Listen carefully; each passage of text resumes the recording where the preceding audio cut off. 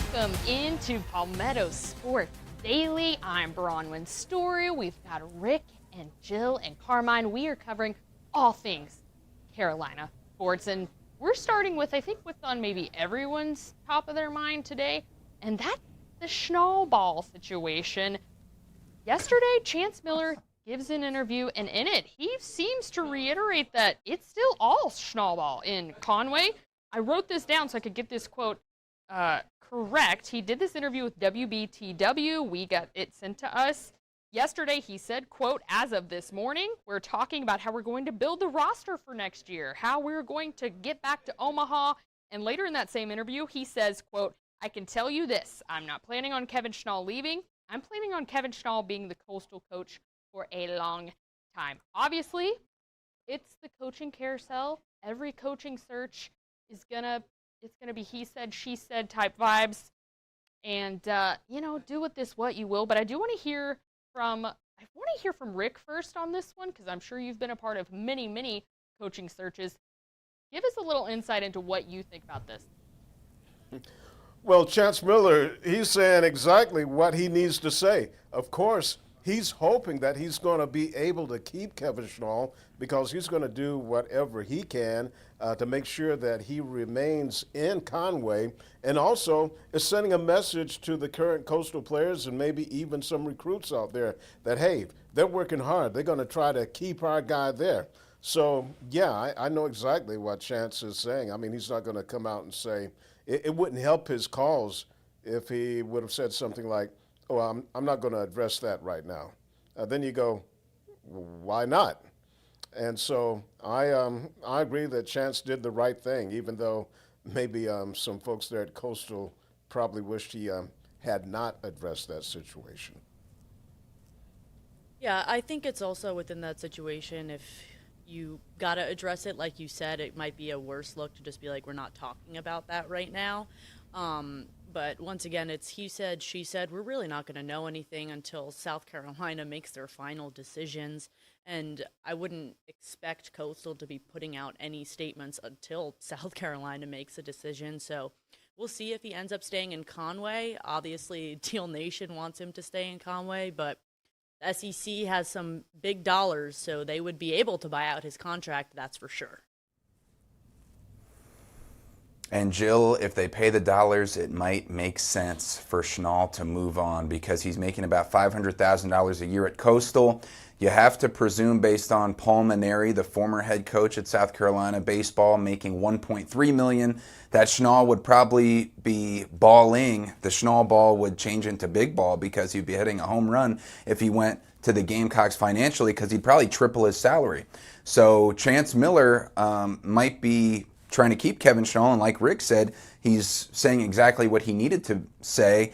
And by the way, I'm not sure, but I would presume that he didn't expect to be asked about this, because I believe it was an awards press conference that he was giving for Coastal Carolina, but he was probably prepared for the possibility of the question. But Jill, if they can't offer that type of money, even though Schnall has been about 20 years at Coastal Carolina in 2 separate stints, and then he can raise the bar to the SEC and the Gamecocks, I wonder what Chance Miller is willing to do to keep Kevin Schnall for the long term, is the follow-up question that I would have. I would say absolutely anything. It just comes down to the fact that this is his home. He has been here for so long. He's played here. He was part of the coaching staff when they went to that national championship back in 2016. It's just more of, has the time come? Has he reached his ceiling? Does he feel like he's done all he's needed to do at Coastal, and that maybe he can help out another program? So I don't think anyone would blame him if he were to make the decision to leave. But once again, we're not there. We're not in that room. And this is all a big if, because once again, South Carolina is still considering multiple other coaching options. So we won't know until they decide who that will be. Yeah, and how much money could they be willing to or even possibly shell out to keep somebody of Kevin Schnall's status, who probably has offers to go elsewhere to a bigger school. A decision and a bargaining situation that might be decided on the golf course, just like the BMW Charity Pro-Am, the Korn Ferry Tour, right here in Greer, South Carolina at the Thornblade Club. Beautiful situation and setup, and we have a lot of Clemson Tigers playing here for their home tournament. We have 6 Clemson Tigers in the field just this week. One of them, the most successful currently this year on the Korn Ferry Tour, is Doc Redman. He turned pro in 2018, and he's been scratching and clawing like all the Tigers do, trying to become a PGA Tour pro to the top level, of course, of pro golf. He didn't win a single tournament in his first 7 seasons as a pro. This year he's won 2, meaning that he's 1 win away from earning his PGA Tour card, because 3 Korn Ferry Tour wins equals a PGA Tour card, or finishing in the top 20 of the point standings on the Korn Ferry Tour means the PGA Tour card. Right now he's 2nd, so he's got to maintain for the season long, but I caught up with him about his new look, newfound success, and new family as well. Here at the BMW Charity Pro-Am at Thornblade Club in Greer with Doc Redman, a former Clemson All-American. Now, Doc, 6 total Clemson Tigers in the Korn Ferry Tour field this week. What do you guys talk about coming back home to the upstate and then celebrating so close to where you guys became legends in college? Yeah, I think it's always great to play in a familiar place in front of, Tiger fans and family and friends. So I think it's very comfortable for us, and anticipate that we'll have a good week. And you've been having several good weeks, especially this year. Your first 2 wins on the Korn Ferry Tour of your entire career, and you turned pro back in 2018. So what has changed and spurred on all this success, and then how does it feel to finally hit that pinnacle that you wanted to hit? Yeah, I think I've put a lot of work into my game, and I'm playing really well. I'm very happy in life. We have a young son, and my wife's doing great. And I think I'm just letting go a little bit, not too worried about the outcome, and just enjoying playing. Well, congratulations on the young son. And is that true when you have a kid, that your perspective changes and you can have more golf success? We saw it with Scotty Scheffler recently as well. Have you felt that as a new father? Yeah, I think it's showed me that there's more to life than golf, and it's not the end of the world how everything goes out here, and just to believe in myself a little bit more, and so that's been really great. And tell me about this look that you've developed, because if you pull up Doc's photo when he was a Clemson Tiger, crew cut, no facial hair, straight-laced, and now you got the visor, you got the stash, great look, great success. What motivated that look change, and how do you feel about it? I guess this is my first time ever wearing a visor in a tournament. Actually, I wanted to give it a shot, and because just let the top of my head breathe a little bit. And then I've gone stash for a while now. I mean, it's somewhat laziness, but also just a little different look, and so it's worked well. And now, as far as working well on the course, your biggest keys to keep this great year rolling and have success at the home tournament here, just less than an hour from Clemson. Yeah, I think just believe in myself and not get too caught up in what happens every shot or what I shoot that day. Trust that it's going to work out by the end of it, and that I'm good enough to compete. Well, Doc, thanks so much for the time, and congrats on the success. Thank you very much. All right, for Doc Redman, I'm Carmine Jame for Palmetto Sports.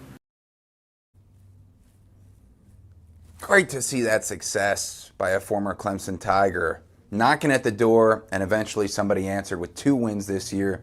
Rick, Doc Redman's look much better than mine, but do you have any memories when you've covered a bunch of these Pro-Ams, Steve Spurrier tournament, Beamer ball, that come back to you about just the personal laid-back nature when you get to talk to these guys at these events, whereas in an athletic, formal setting, maybe they don't let their hair down as much, and you get actually a lot of great responses out of these moments?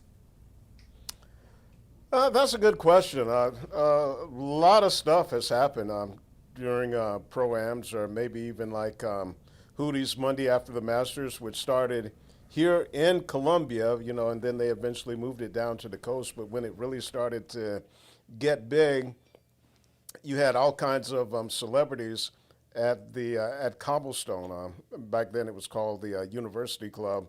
And I just remember talking to Alice Cooper, rock star, out on the course. And, if you're familiar with Alice Cooper, you don't picture him as being a golfer, but he's a really big golfer. And I can tell you a funny story, Pro-Am at the Heritage. Then South Carolina Governor Carroll Campbell, he was playing with Greg Norman. On the first hole, the governor hits his tee shot into the pine trees. The second shot, he's trying to get back in the fairway. It hit a pine tree and just ricocheted, and people were running and ducking. And when I aired it that night, I said folks thought it was an assassination attempt. Everybody was running for cover. Well, how did the governor respond to it? He and his staff, they loved it. As a matter of fact, when they were roasting him at an event, they asked for a copy of that video, and he and I talked about it a few times after that. Oh, that's great. That is great. Oh, man, that's so funny. Because golf humbles us all, but especially when it's a political figure, high and mighty in some position. I'm sure his staff obviously had a heyday with that. And Rick, not surprised that you were razzing somebody else, because I've been on the receiving end and also appreciate it, because I know it's all love. But we have much more wait, right after the break. The Carolina. Go to break. Go ahead, please. Do you wear that hat when you play golf? Oh, no. It's a one-time thing. I took enough flack for this yesterday. I was really trying to move on, and hopefully that's what we can do now into this brief commercial break.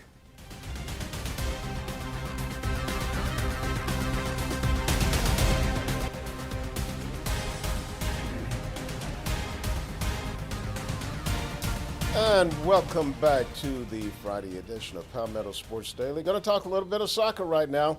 We got the World Cup starting up, and of course, folks in the United States are all excited because they're going to get to see some World Cup matches in person. And summer camp season is also in full swing. South Carolina men's soccer in on the action, hosting the first of 3 junior Gamecocks camps this week. Now, the 5-day camp focused on player development for ages 5 through 14. And today was the final day of this week's camp. The kids participated in scrimmages and an awards closing ceremony. And there's a lot of excitement around the sport of soccer as North America prepares to host the World Cup. And several kids, they were sporting kits from their favorite clubs, and there were plenty of Leo Messi jerseys. South Carolina men's soccer coach Tony Annan loves putting on this event each summer. First and foremost is they have fun, right? They play the game, they learn a little bit, they have fun playing it, and we just try and grow the sport, That's what we want to do. We want to grow the sport in the community, we want to grow the sport in the state, and but the biggest thing is to have fun when they come out here and play the game, love the game. It's not the most popular sport here, but there's obviously a lot of people that support it. If you just look around, you'll see how many people there are here that are just playing. There's not as many people that you probably find in Europe, but there's still a lot of people. Man, I like that young man right there. He seems like he's really knowledgeable about soccer, and that, having the World Cup here will probably get more people interested in the sport. Yes, love that enthusiasm, guys. And, soccer, Rick, we saw just a couple summers ago, Williams-Brice, I believe it was sold out for the Premier League soccer matchup that came over involving a couple, I believe it was Liverpool, and I know it was another team. I was there, so I probably should know. Manchester United, I'm pretty sure is who it was. But how is the support in your guys' area, Bronwyn, as far as people getting geared up for the World Cup, which is on Fox and Fox Sports 1, FS1. What's the excitement over there in your area for the big tournament and historic, only second time ever that North America is going to host it? I think I wasn't expecting how many people come to Charleston Battery games. I've been to, obviously, a couple to cover them. The stands are packed. There's one tomorrow, a home game. And so soccer is a bigger sport in America than I even ever knew. This is my first year covering a professional soccer team in the Charleston Battery. And like I said, the fans, you see them in their jerseys. They've got their noisemakers. They know they know more than me about it. It's crazy. Even the kids are behind yelling at the players. So I think it's really exciting. I think maybe tomorrow we'll see even more excitement at Charleston Battery, especially with the World Cup starting next week. But yeah, I think it's great that soccer's kind of getting that reinvigoration here in the States, Jill. Yeah, I mean, I'm a little jealous. We don't have a pro team down here in Myrtle Beach that I would love to see. But huge fan of the NWSL. So for me, there's a big lead up to the World Cup. Personally, love Gotham FC, but it's great for both the men's and women's games, and especially for the kids here to be able to go to those games will be awesome for the sport growth in the United States. And like that little boy said, it's not just in Europe, it is here. And huge fan of women's soccer. Actually, Crystal Dunn is from my hometown, shout out. So she played on USA's team for years and years and years. Yes, major star, and hopefully the U.S. men can reach the level of the U.S. women, winning gold medals and a World Cup. And so let's pivot to the other type of football. Clemson football, the American-style football, is absolutely crushing it in recruiting their 2027 class. Now, of course, these players will not be part of the upcoming college football season, but the next one. And so hopefully leading this turn back to prominence for the Tigers from their worst record in 15 years at just a 7-6 record last season. This class has 20 rated players already, 11 three-star recruits, 9 four-star recruits, led by quarterback Kareem Hughley. Desmond Malpress is a defensive end, Jamarin Simmons, wide receiver, Gary Walker, running back, and several others. Rick, are you surprised that the Tigers have now vaulted up to the 6th-ranked recruiting class as far as ESPN ranks for 2027, because they've had a little bit of a downturn very recently compared to the national championship contenders and 2-time winners they were, but they are 9-time ACC champs under Dabo Swinney. Does this surprise you that the Tigers' recruiting momentum hasn't slowed much as you look at it, given the recent downturn? No, what really surprised me is that the past couple of years, their recruiting slipped. I mean, when you look at Clemson and their facilities, their tradition, and the way that they treat their recruits and everyone involved with the program like family, it's a very welcoming environment. So I'm not surprised. You know, I was surprised that the program took that dip. So maybe it's Dabo and his staff rededicated themselves, and this is what we're seeing. Yeah, I think that's a great point. One of my points I had written down was that you're recruiting for the legacy that is Clemson football, the storied history of Clemson football. And like Carmine mentioned, it's the number 6 class nationally, 9 4-star recruits. That's 4 offensive linemen, 2 edge rushers, running back, wide receiver, and a safety. The top 6 classes in the nation right now, a bunch of blue-blooded programs. Number 1, Texas A&M. Number 2, Oklahoma. 3, Miami. 4, Florida. 5, Notre Dame. 6, Clemson. They might have landed that future franchise quarterback, and Carmine mentioned it, Kareem Hughley, 124th nationally, but the number 5 dual-threat quarterback in America. He's only 5'11", so you do need to be that dual-threat quarterback there, right? But like you guys said, I mean, Clemson is recruiting for the legacy of Clemson, and Dabo Swinney is a developmental coach. We've seen it many, many times. All right, well, we're going to take a quick break here on Palmetto Sports Daily, but we'll be right back.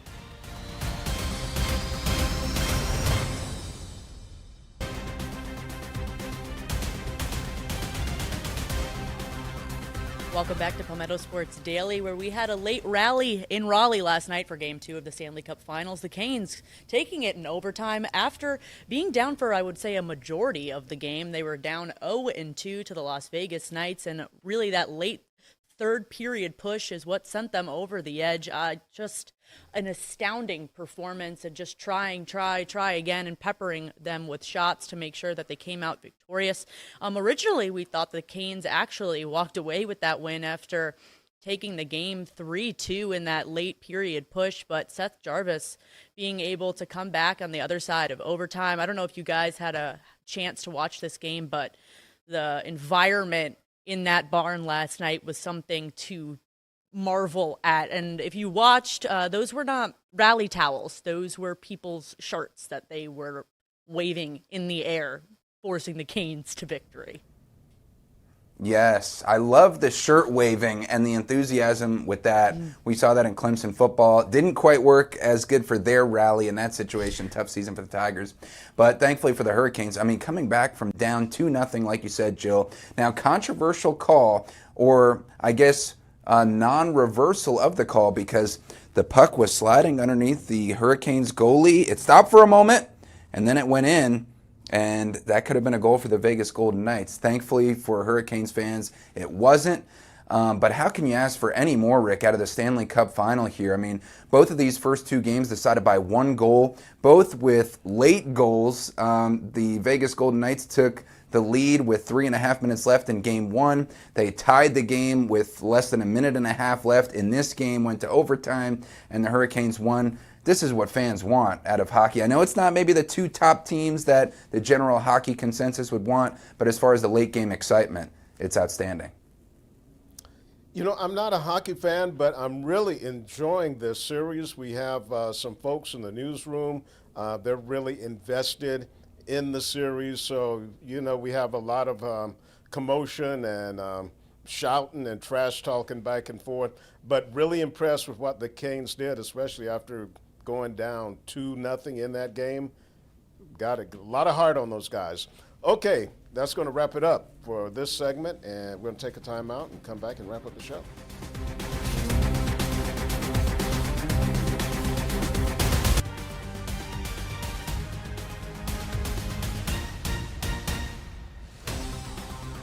Well, we talked about the Stanley Cup Finals. Let's talk about the NBA Finals, because we got two New Yorkers on the program. I'm from Westchester County. Jill's from Long Island, and we got the New York Knicks tonight looking to take a 2-0 series lead on the Spurs, which were the favorites coming in. But Karl Anthony Towns for New York is playing like a dog. Josh Hart is grabbing 15 rebounds at only 6'5", and Jalen Brunson, the Brunson burner, clutch. Do you think we take a 2-0 lead tonight? I'm going to quote Spike Lee here. Let me tell you this. If we do win the finals, it better be on the road. And I do think that there is a very, very good chance that the Knicks do well tonight. For now, that is all for Palmetto Sports Daily. We'll see you next time.